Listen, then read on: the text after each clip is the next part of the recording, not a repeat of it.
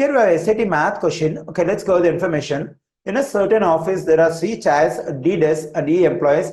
5 desks are not occupied and all other desks are occupied by exactly 1 employee. All but 2 of the employees have 2 chairs at their desks and all other desks, whether they are occupied or not, have 1 chair. If E is greater than 2, then which of the following expressions is equal to C? Okay, in the given answer choices, we have the stuff that is equal to C. We have to find the one. Okay, now let me write the given information over here. So there are C chairs. The C represents number of chairs. Let me write the stuff over here. And D represents the number of desks. And E represents the number of employees. Let me write it over here. Now, let me consider a particular piece of information in the question. That is 5 desks are not occupied and all other desks are occupied by exactly 1 employee. Okay, already we know that there are a D number of desks in the office. Let me take that. In these D number of desks, 5 desks are not occupied. So what about the remaining desks? So to find the remaining number of desks, we have to subtract this 5 from the total number of desks D. Then I'm getting D negative 5. So these 5 desks are not occupied. So the remaining D negative 5 number of desks are occupied by exactly 1 employee. Since this D negative 5 represents the number of desks are occupied by exactly 1 employee, then there must be D negative 5 number of employees in the office. For example, to have better understanding this one, let's say that D equals to 15. So that is there are 15 desks. In these 15 desks, 5 desks are not occupied. So the remaining 10 desks are occupied by exactly 1 employee. Then there must be 10 employees in the office. So in that logic, we can say that there are D negative 5 number of employees in the office. So this D negative 5 represents the number of employees in the office. Already we know that E represents the number of employees. Since E represents the number of employees and this D negative 5 also represents the number of employees, we can write that E equals to D negative 5. Now let's consider this particular piece of information, that is E is greater than 2. Since E is greater than 2, it follows that D negative 5 also must be greater than 2. Now if I add 5 to both sides, then D has to be greater than 7. So that is the number of desks in the office has to be greater than 7, and also the number of desks always has to be an integer. Since D has to be greater than 7 and also D has to be an integer, so we can assume some value for D, so that D has to be greater than 7. So say that D equals to 10. Okay, for my convenience, I'm just taking D is equal to 10. So like if you want, you can take any value for D, so that it has to be an integer and also the value of D has to be greater than 7. If you want, you can consider D is equal to 8 or 9, 10, 11, 12. So for my convenience, I just consider the value 10 for D. Let me take this D equals to 10 over here. Let me write it. So that is, we have assumed there are 10 desks in the office. In these 10 desks, 5 desks are not occupied.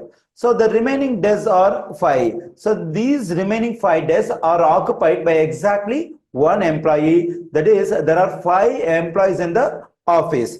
Okay, now let me consider this particular information we have over here. All but 2 of the employees have 2 chairs at their desk.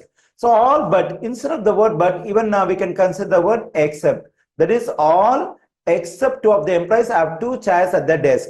Let me write the 2 exceptional 2 employees over here. So in these 5 employees, let me write the 2 exceptional employees over here. So the remaining employees are 3. So all but 2. So that is except 2 of these employees, the remaining 3 employees have 2 chairs at their desk. So each of these 3 employees have 2 chairs at their desk. Then how many chairs in total these 3 employees have? So to find that, we have to multiply the number of chairs 2 by the number of employees 3. Then I'm getting 2 times 3. That is, these 3 employees have 6 chairs at the desk. There is 2 chairs for each.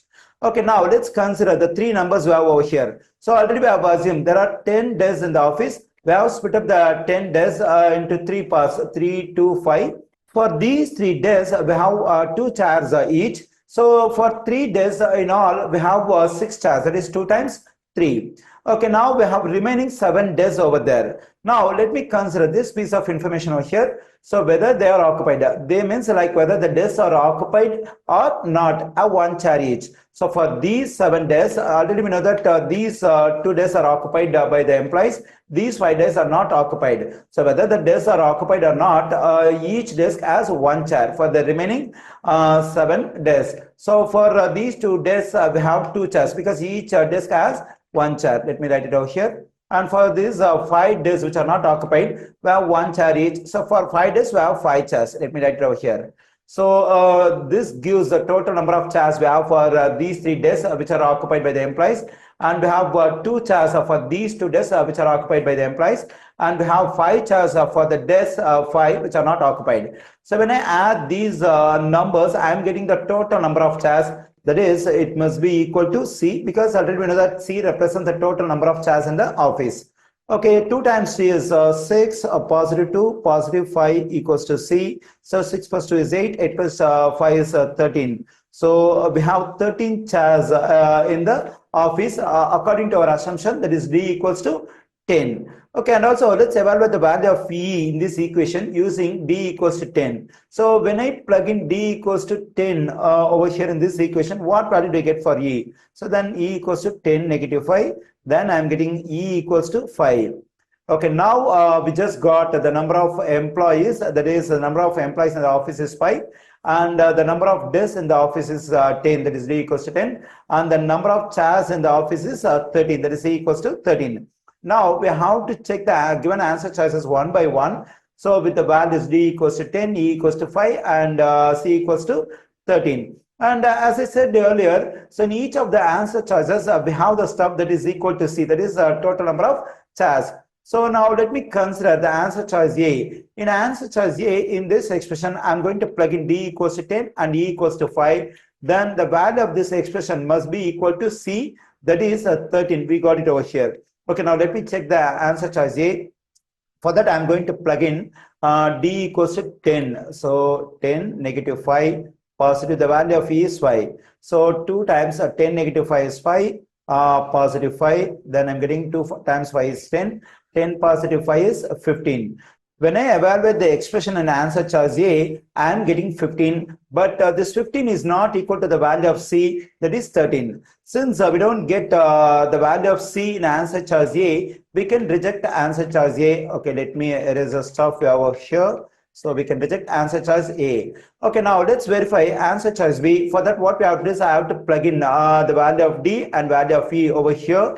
So that is 2 times the value of D is 10, the value of E is 5. Then I'm getting 2 times 10 negative 5 is 5, 2 times 5 is 10. Again, I don't get 13 in answer choice B as well, because the value I'm getting from the expression in the given answer choices must be equal to the value of C, that is 13, but here I'm getting 10. So we can reject answer choice B as well. Now we can do the same verification with the answer choice C. So for that, we have to plug in, that is 2 times. For D, I have to plug in 10, 2 times 10 negative 2 equals to 2 times 8, so which is equal to 16. Again, I don't get 13, the value of C in answer choice C as well. So we can reject answer choice C also. Let me do it. Now let me take the last answer choice D. I'm going to plug in E equals to 5 in the expression and answer choice D. Okay, now let me do it 2 times. The value of E is 5, positive 3. Then I'm getting 2 times 5 is 10, positive 3. Which is equal to 13. So this is the value of C. I got it over here. So the expression in answer choice D gives the exact value of C, that is 13. The correct answer choice for this question is D. The expression that is equal to C is 2E positive 3.